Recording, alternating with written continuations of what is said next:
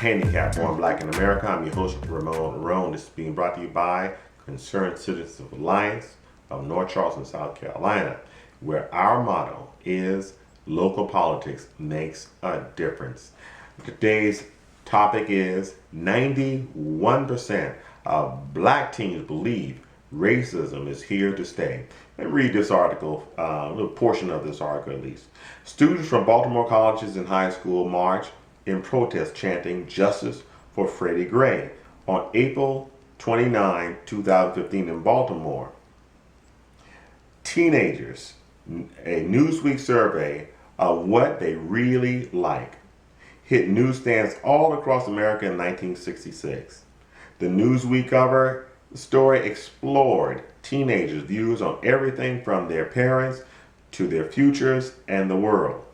Fast forward 50 years, and a publication is revisiting the concept, identifying what has changed and what has stayed the same among American teens.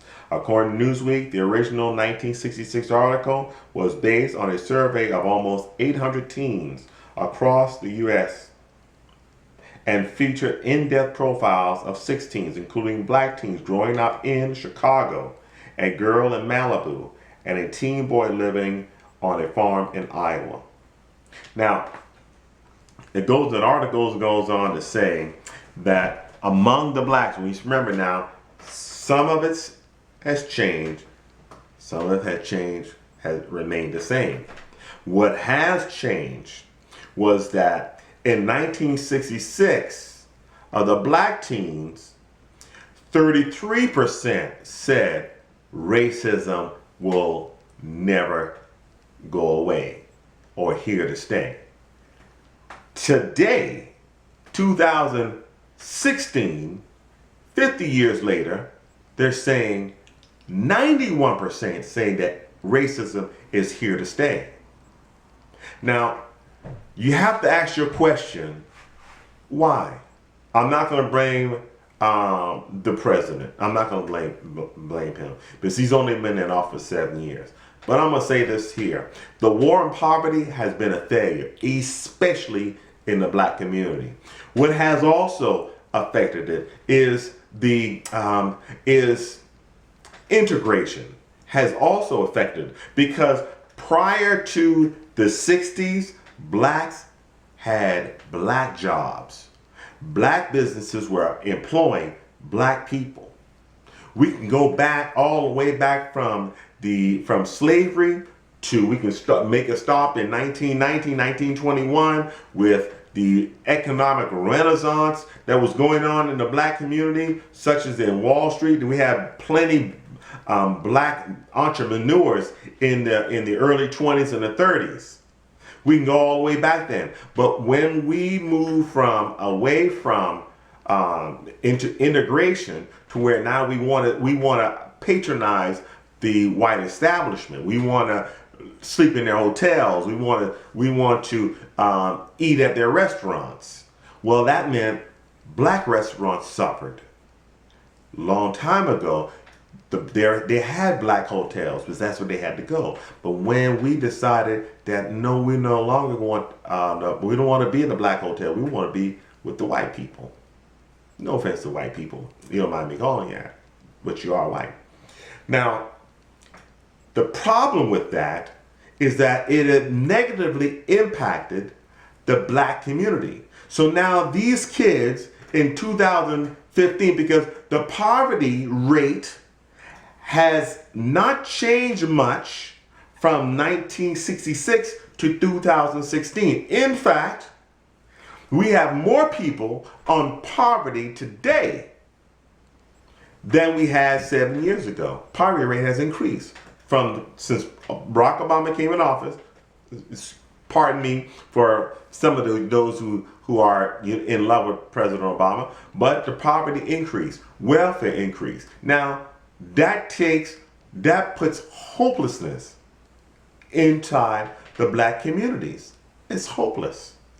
That's why Black Lives Matter can get so much traction, because these teens are saying Black lives don't matter when they see Freddie Gray, when they hear about Michael Brown, when they see the shooting of Walter Scott. It's hopelessness. But it's manufactured hopelessness. It's manufactured. Look, the poverty that's in America, they want it in America. They want it. If you really want to have war and poverty, well, guess what would happen? You would allow blacks to participate in these government contracts. We don't. You would allow blacks to participate in the federal contracts.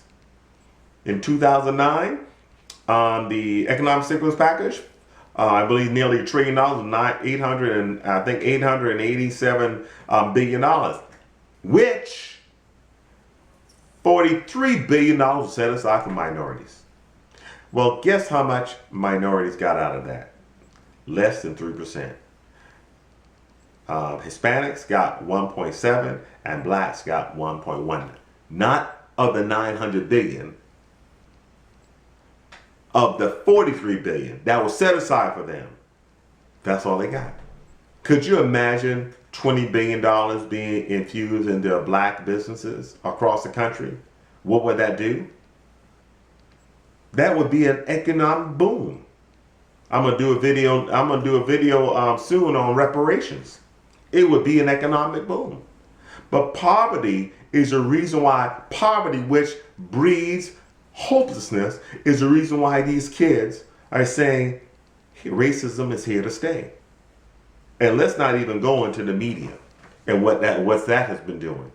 But if we want to, if you're black and you're listening to this, first of all, anyone's listening to this, I appreciate you watching. But do you agree? If you agree, subscribe to the channel. That's right, subscribe to the channel.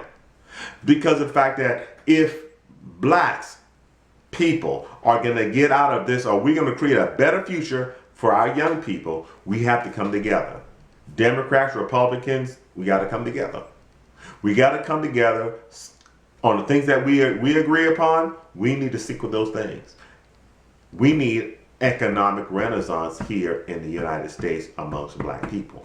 And the best way of doing that, one way of doing that, is government contracts. The other one is entrepreneurship. Entrepreneurship. And we need to support our black businesses. I get a little heated when I talk about this stuff, but nonetheless, this has been another edition of Handicapped Born Black in America. I'm your host, Ramon Roan, being brought to you by Concerned Citizens Alliance. Please like, share, and subscribe to this video and this channel as John and I bring you more relevant topics concerning you, our youth. My time is up.